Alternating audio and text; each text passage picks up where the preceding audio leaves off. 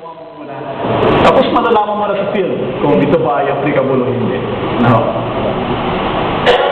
Pray for one another. Now, ito po yung basic na cry ng T40.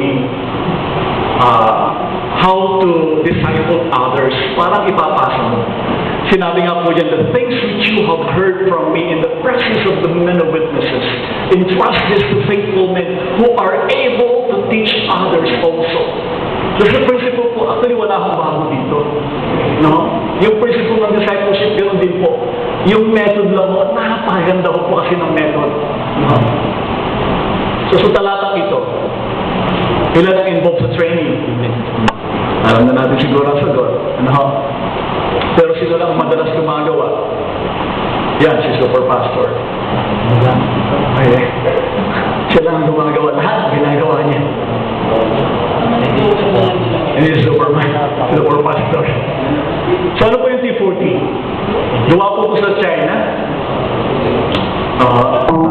Ang isang missionary, veteran missionary for 30 years.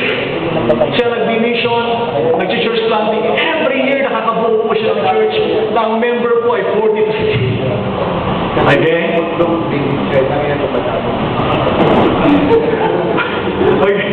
So yun po.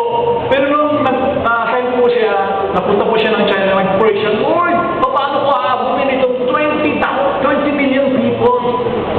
So nag-pray po siya, so binigyan siya ng Panginoon. Binigyan siya ng Lord sa buong sa Matthew. And then, making disciples po. So ano po ang T40? It is a set of principles that waves together evangelism, training, discipleship, leadership development, including development of new pastors for new churches. This is all done in the context of actual church planting and church multiplication. Yeah. Actual po ito, hindi po theory, hindi po sa four corners ng church. Lumalabas po. Again? Yan po yung summary. Pag nagsagawa ka po ng T40, mayroon ka ng evangelism, tinitrain mo na yung may evangelize mo, dinidisciple mo na rin sila. Ano ho? At nadidevelop ang kanilang leadership. Wow! In an actual church planting. Yung Bible study po natin dito po, yung anliho ang Bible study. Tuloy ko lang po. Sorry. So what makes T40 so successful? It is radically biblical. It takes multiplication very seriously. Dadami po talaga.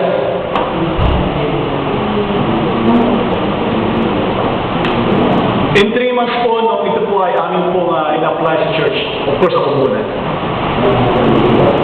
Tapos, nasubukan ko na. In 3 months, binigyan po kami ng Panginoon ng 5 outreach, 77 new converts, 14 new baptism. Could you imagine? For more than 30 years in the ministry, this is the first time that I baptized one in the morning and one in the afternoon. Sabi ko, umiiyak po sa Lord. Sabi ko, Panginoon, it's happening. Nangyayari. Because there's an immediate baptism here.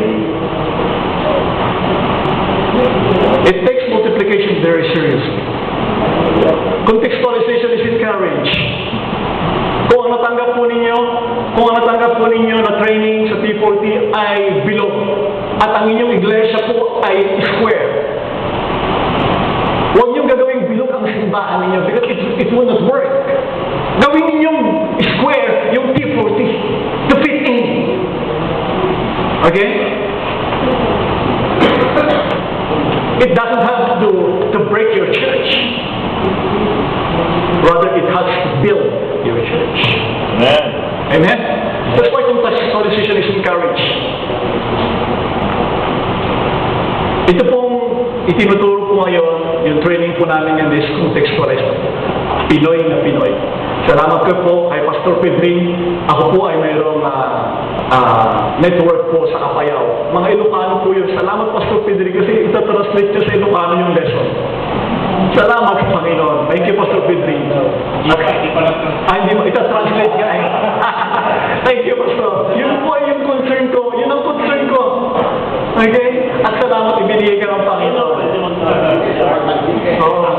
At si Pastor Marlon, nakahin siya. Kasi pinopos ko rin po yung ginagawa ng Panginoon sa amin.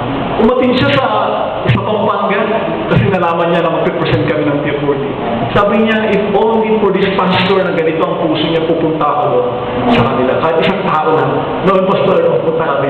Kahit itong tao lang na ito aabutan ko, I will still willing to share this. So ito hindi po paramihan ng aatin. Puso po ito, patagalan po ito. Patagalan.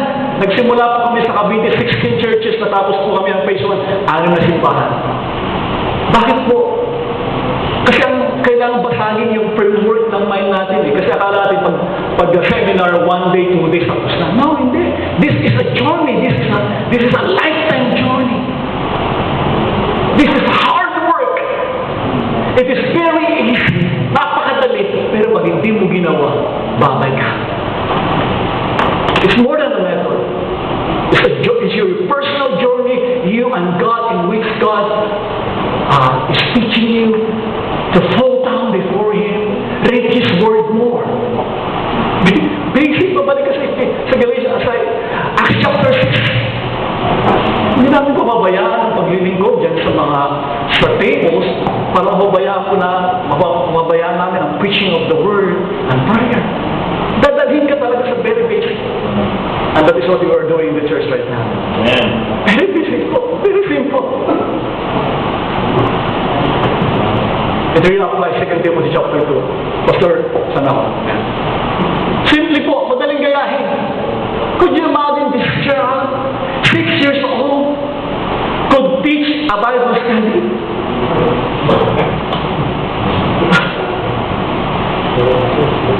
Ito po si Giselle. Absent po yung tatay niya nung nag-Bible study po kami.